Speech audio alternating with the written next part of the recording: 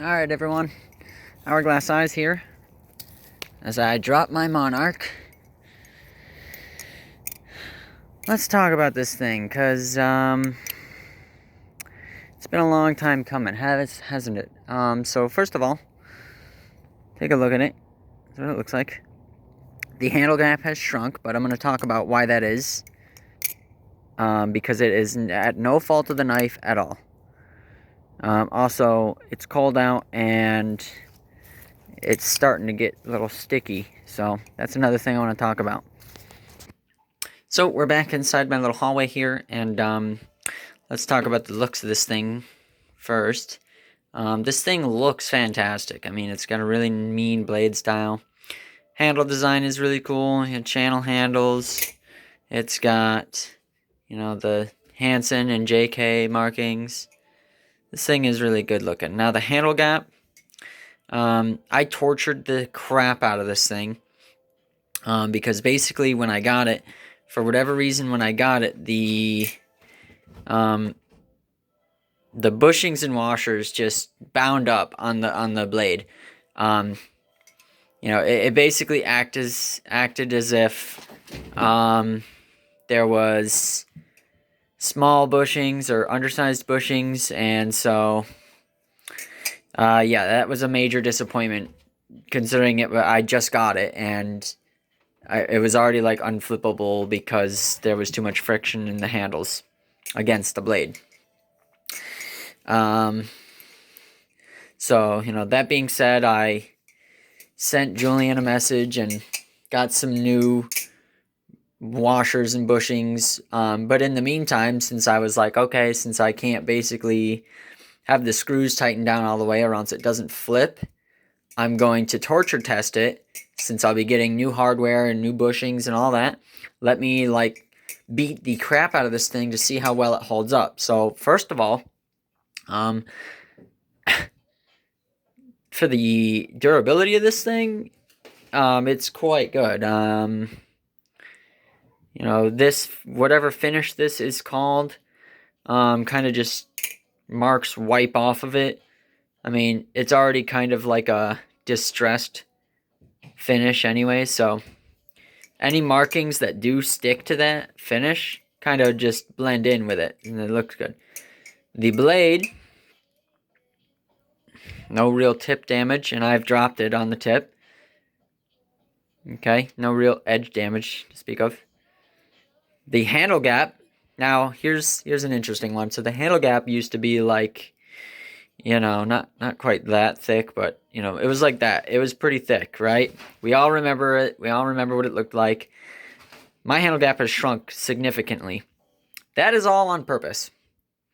I wanted to see if I could make the handle gap shrink, so I went to town and beat the shit out of this thing to try and get the handle gap to shrink. Okay, I squeezed it together. I set it down and put a clamp on it to clamp it all the way down, and I left it there for like a few hours. I opened and closed it really hard as I could for like an entire day. My cat keeps trying to jump up my freaking leg. I did all of these crazy things trying to get the handle gap to shrink, and I could not get it to shrink. I could not get the handles to get anywhere closer to each other than what they were. Okay? And the reason the handle gap has shrunk is because I took it to the far, far, far extremes. And I put the handles with the knife open in a vise this way, and I cranked them until they were touching and left them there. And even after a whole day of that, I still have handle gap. So durability-wise, this thing gets an S tier. I mean, that was great. I can't speak for everybody's, I put mine through extremes, but that was all within like a day. So, that was, the vise test was only one time, one day. So, over time, maybe doing that over and over and over again would shrink it more. But, I mean, it took me putting it into a vise to shrink it that much. Which, that is a lot, by the way.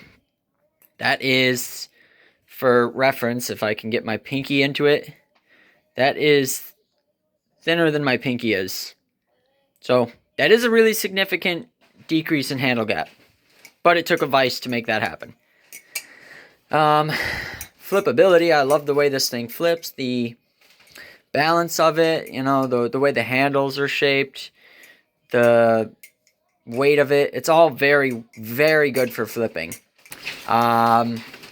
So major negative though, and I'm sorry, Julian, I gotta give you a bad score for this, because you know, once is a fluke, twice is unacceptable. But as you can see, I'm flipping this without any screws in it. Okay, granted, we still have no tap and no play. Okay, I just got new bushings and new washers and put them in this thing, and I still cannot. I tried the screws. I had them tightened down, and I could have them tightened all the way down, and I was flipping it with the screws tightened all the way down for about, I don't know, 3 minutes. And then all of a sudden, the washers gained like a copious amount of friction, and now the handle is no longer free swing if I have the screws in there. And I will give an example of that. Okay. Bite handle, no screw.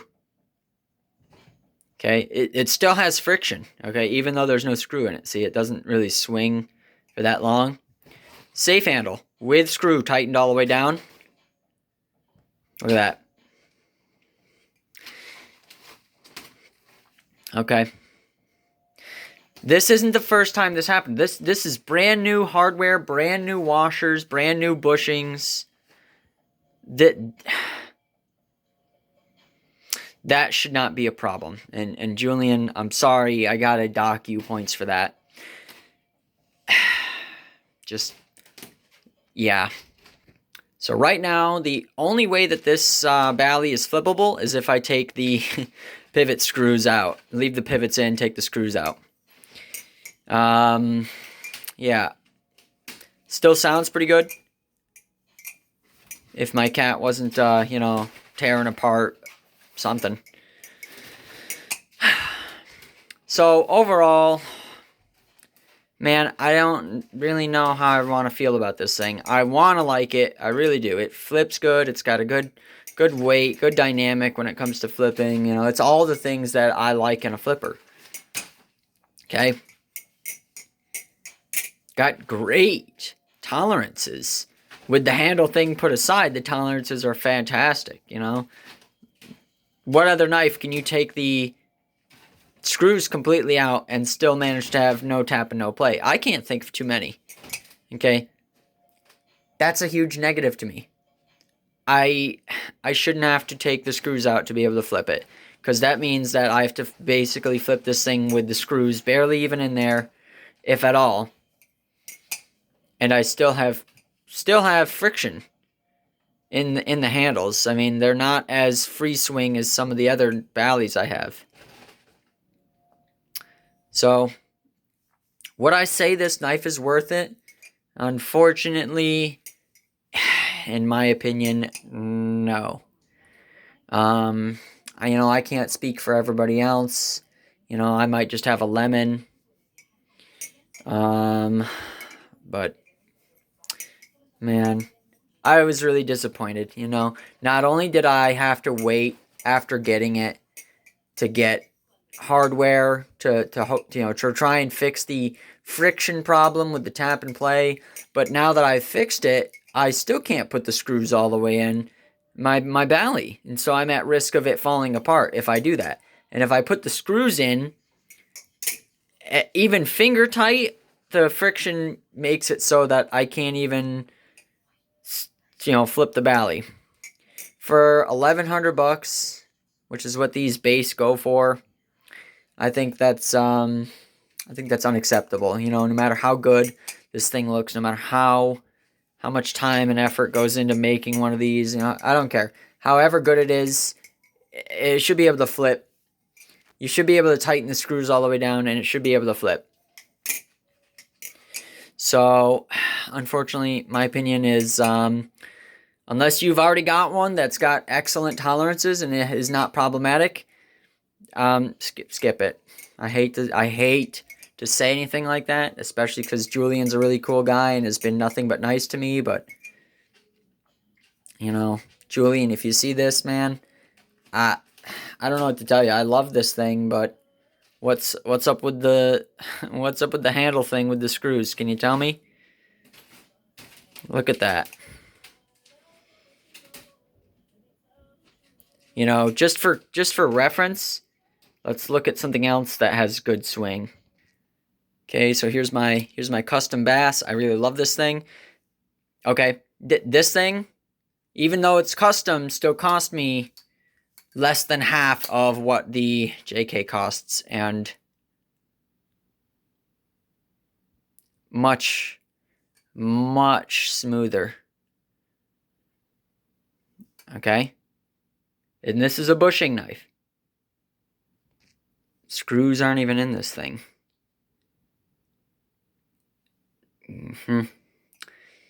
So, yeah, I think that speaks for itself. If you liked this video, give it a thumbs up. You know, it's probably an unpopular thing that I'm saying, that I don't really care much for this.